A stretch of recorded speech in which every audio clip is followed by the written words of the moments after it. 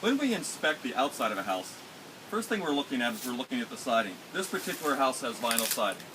We're looking to make sure there are no breaks down at the bottom of the siding, which typically happens when folks are using weed whackers or lawn mowers around their home. We're also looking for the trim to make sure we get a proper overlap of the trim. You want to make sure that there are no areas for water intrusion to get in behind the home. Then we move over to the windows. We look at the windows to make sure that there are no breaks in the siding of the windows. These windows are vinyl, single hung windows. We're making sure we don't have signs of cloudiness, signs of water intrusion, or areas of damage with the homes. Another thing we do when we're on the outside of the house is we check all the plumbing fixtures, i.e. the hose bibs, and all the electrical outlets. For instance, if we look at the front of this house, you'll see that there's an electrical outlet here. All home inspectors will use tools such as electrical outlet testers. There are two tests we do. One, we're checking the polarity to make sure that the outlet is wired correctly. The second thing we're doing is we're checking the protection feature, which is called the GFCI, ground fault circuit interrupter. If I test this, you'll hear that it popped. When it pops, what it does is it shows that I actually tripped the outlet, so it did what it was supposed to do. Now I have to see if it resets. If the reset button works, I should have power restored at this outlet. This is a proper functioning outlet with a proper protection feature installed.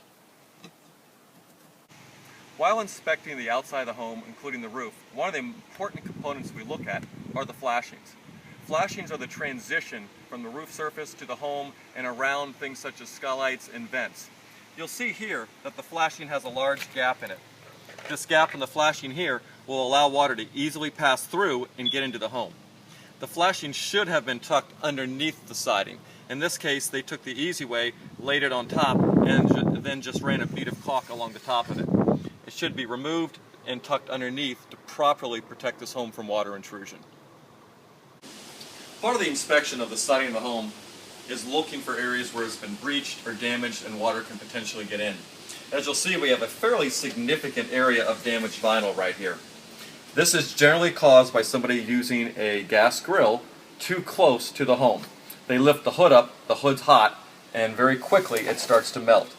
This area will need to be repaired, otherwise we could have water entering and we could get mold and other damage to the home structure. Now you'll see we have some significant damage to the door on this home. This is the weather stripping that surrounds the door. More than likely, the past owner of this home had some dogs, and the dogs caused damage to the door here. This is important because it keeps out water, it keeps out cold air or warm air, and it keeps out bugs. So it's very important that this weather stripping be replaced. While I'm here, you'll also notice right next door we have another electrical outlet, much like we checked on the front of the home. While this outlet is wired properly and does trip as it's supposed to, you'll notice it's missing something very important. What it's missing is a cover.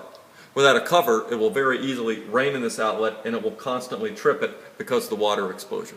So the cover is very important to make this a proper functioning outlet. Skylights are one of the things on homes that are, over time, prone to leaking. All your inspectors should very carefully inspect the skylights, inspect the seals of the skylights, and also inspect the flashing. On this one, you'll notice that the flashing is tucked underneath the shingles. This would be done properly. The shingles are laying on top of the flashing here until we get to the bottom of the skylight, and then you'll see the flashings are up on top of the shingles. This is a properly flashed skylight.